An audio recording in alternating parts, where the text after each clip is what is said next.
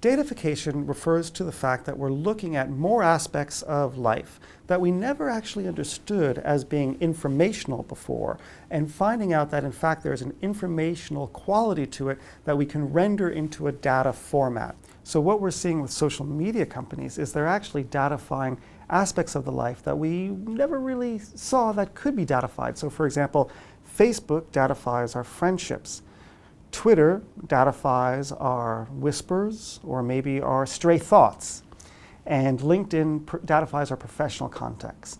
And more are we seeing that we're able to take the daily interactions of living, things that we never really saw that could be rendered into a data format, and we're putting it into data formats.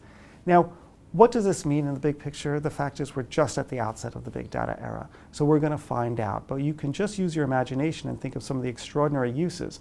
One way that we're doing it is looking at who contacts whom on Twitter and whose one's followers are. And we're able to identify that, and we've never known this before, that subpopulations exist that are either immunized for the flu or are not. Now, it's a public health issue.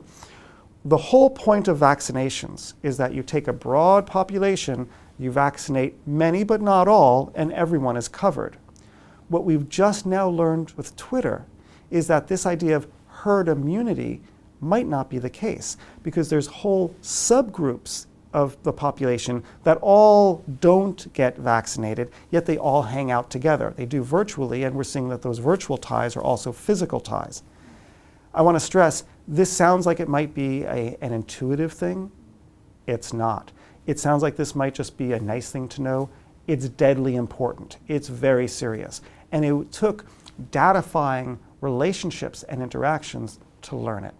So when you think about it in the grand scheme, what big data means is we are able to learn things about ourselves at the population level at a huge scale that we never could in the past.